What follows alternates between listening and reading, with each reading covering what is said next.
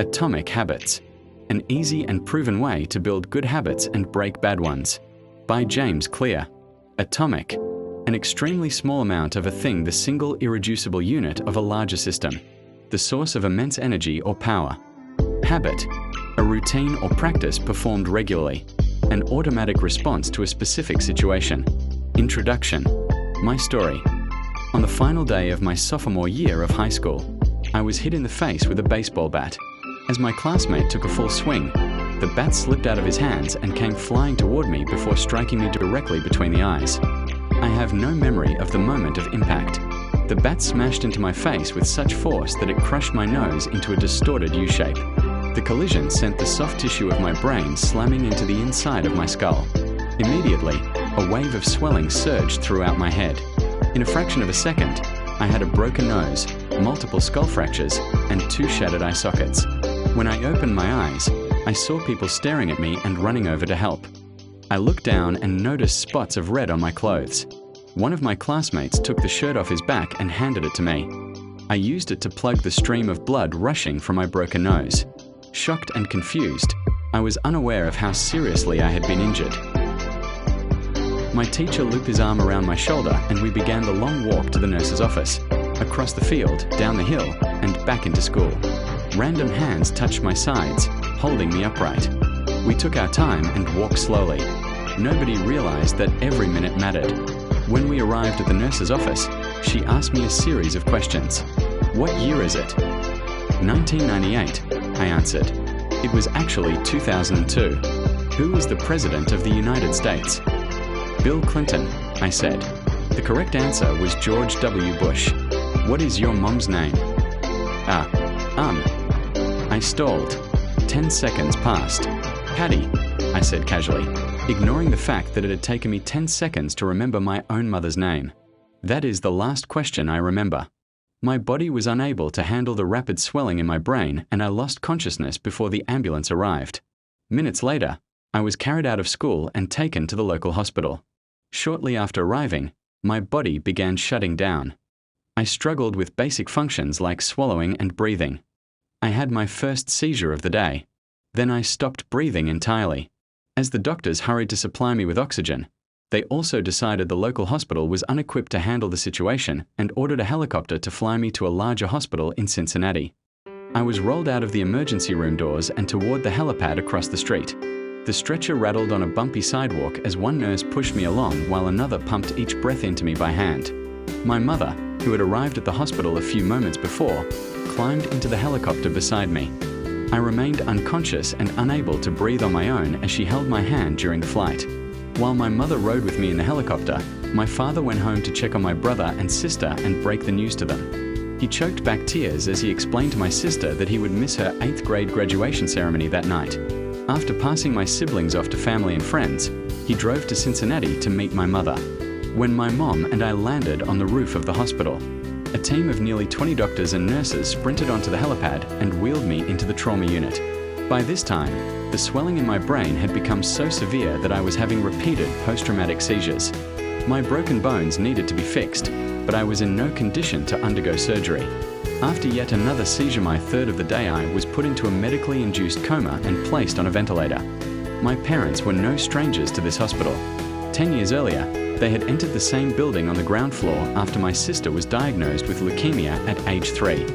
I was 5 at the time. My brother was just 6 months old. After 2.5 years of chemotherapy treatments, spinal taps, and bone marrow biopsies, my little sister finally walked out of the hospital happy, healthy, and cancer-free.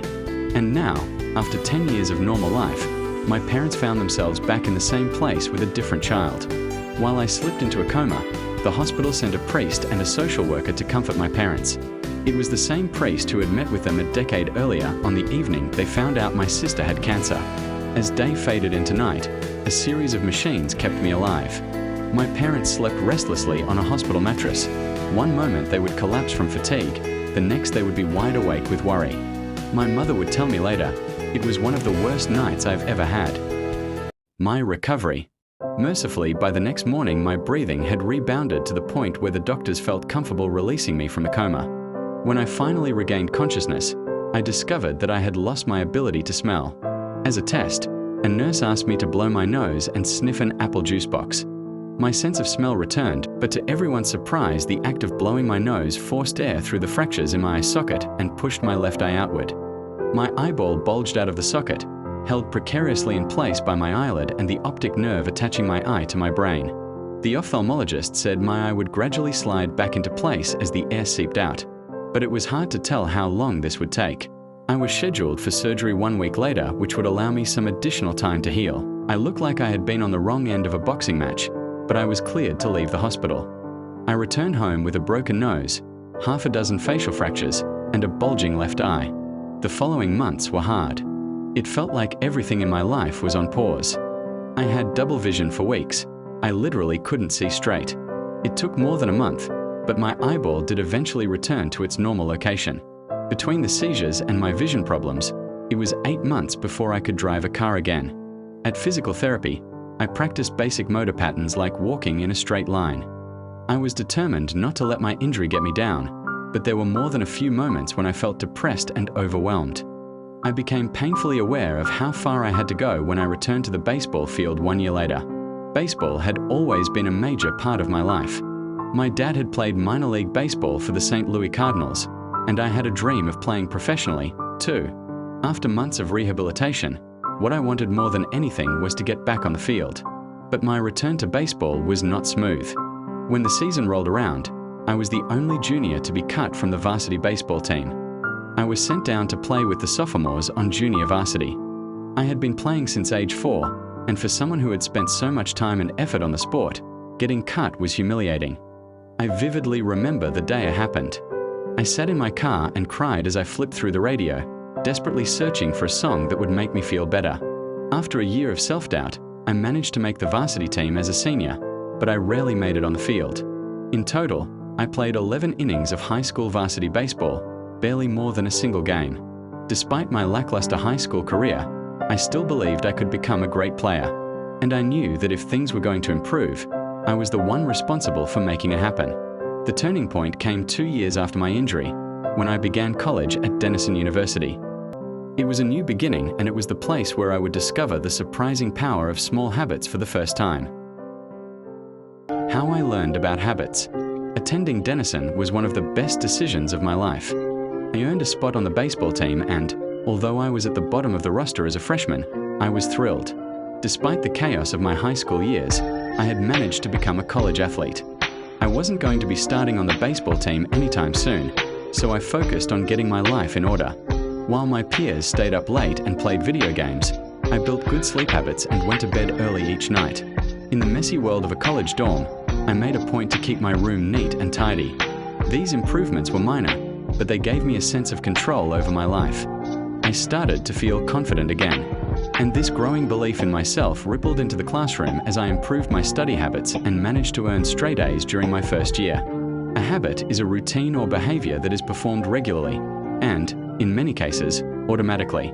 As each semester passed, I accumulated small but consistent habits that ultimately led to results that were unimaginable to me when I started.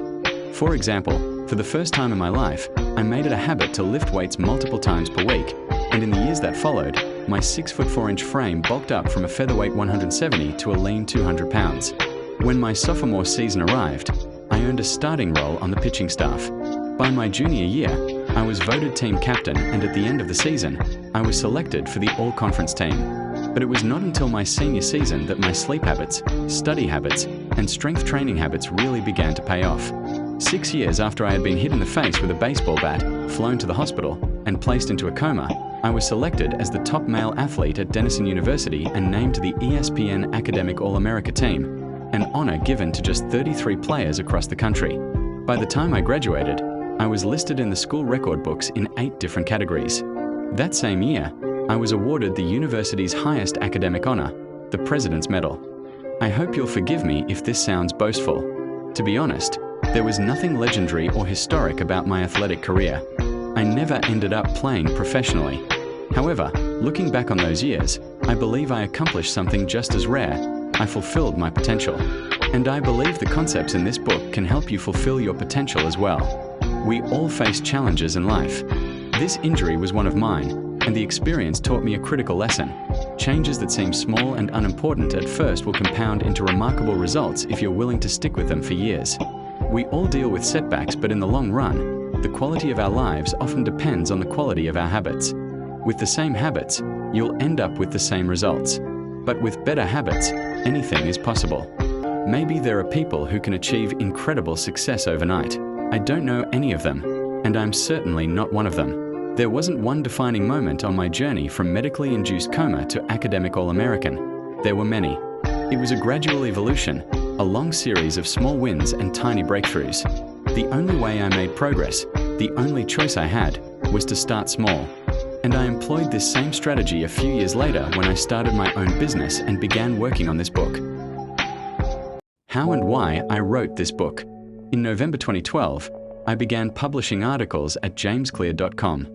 For years, I had been keeping notes about my personal experiments with habits, and I was finally ready to share some of them publicly. I began by publishing a new article every Monday and Thursday. Within a few months, this simple writing habit led to my first 1,000 email subscribers, and by the end of 2013, that number had grown to more than 30,000 people. In 2014, my email list expanded to over 100,000 subscribers, which made it one of the fastest growing newsletters on the internet. I had felt like an imposter when I began writing 2 years earlier, but now I was becoming known as an expert on habits, a new label that excited me but also felt uncomfortable. I had never considered myself a master of the topic, but rather someone who was experimenting alongside my readers. In 2015, I reached 200,000 email subscribers and signed a book deal with Penguin Random House to begin writing the book you are reading now. As my audience grew, so did my business opportunities. I was increasingly asked to speak at top companies about the science of habit formation, behavior change, and continuous improvement. I found myself delivering keynote speeches at conferences in the United States and Europe. In 2016, my articles began to appear regularly in major publications like Time, Entrepreneur, and Forbes. Incredibly, my writing was read by over 8 million people that year. Coaches in the NFL, NBA, and MLB began reading my work and sharing it with their teams. At the start of 2017, I launched the Habits Academy, which became the premier training platform for organizations and individuals interested in building better habits in life and work. Fortune 500 companies and growing startups began to enroll their leaders and train their staff. In total, over 10,000 leaders, managers, coaches, and teachers have graduated from the Habits Academy, and my work with them has taught me an incredible amount about what it takes to make habits work in the real world. As I put the finishing touches on this book in 2018, jamesclear.com is receiving millions of visitors per month and nearly 500,000 people subscribe to my weekly email newsletter, a number that is so far beyond my expectations when I began that I'm not even sure what to think of it. How this book will benefit you. The entrepreneur and investor Naval Ravikant has said, "To write a great book, you must first become the book." I originally learned about the ideas mentioned here because I had to live them. I had to rely on small habits to rebound from my injury, to get stronger in the gym, to perform at a high level on the field, to become a writer, to build a successful business, and simply to develop into a responsible adult. Small habits helped me fulfill my potential, and since you picked up this book, I'm guessing you'd like to fulfill yours as well. In the pages that follow, I will share a step-by-step plan for building better habits, not for days or weeks, but for a lifetime. While science supports everything I've written, this book is not an academic research paper, it's an operating manual. You'll find wisdom and practical advice front and center as I explain the science of how to create and change your habits in a way that is easy to understand and apply. The fields I draw on, biology, neuroscience, philosophy, psychology, and more, have been around for many years. What I offer you is a synthesis of the best ideas smart people figured out a long time ago, as well as the most compelling discovery scientists have made recently. My contribution, I hope, is to find the ideas that matter most and connect them in a way that is highly actionable. Anything wise in these pages you should credit to the many experts who preceded me. Anything foolish, assume it is my error. The backbone of this book is my 4-step model of habits: cue, craving, response, and reward, and the 4 laws of behavior change that evolve out of these steps. Readers with a psychology background may recognize some of these terms from operant conditioning, which was first proposed as stimulus, response, reward by B.F. Skinner in the 1930s and has been popularized more recently as cue, routine, reward in The Power of Habit by Charles Duhigg. Behavioral scientists like Skinner realized that if you offered the right reward or punishment, you could get people to act in a certain way. But while Skinner's model did an excellent job of explaining how external stimuli influenced our habits, it lacked a good explanation for how our thoughts, feelings, and beliefs impact our behavior.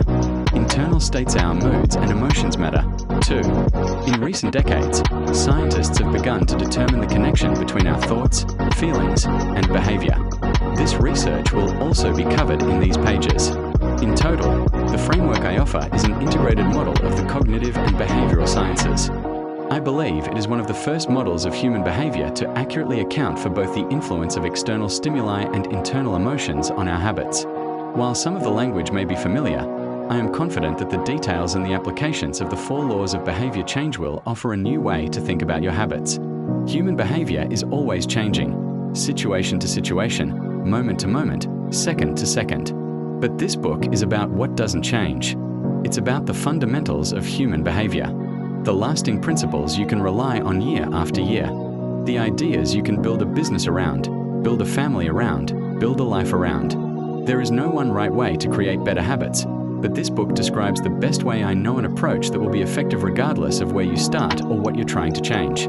The strategies I cover will be relevant to anyone looking for a step-by-step system for improvement, whether your goals center on health, money, productivity, relationships, or all of the above. As long as human behavior is involved, this book will be your guide.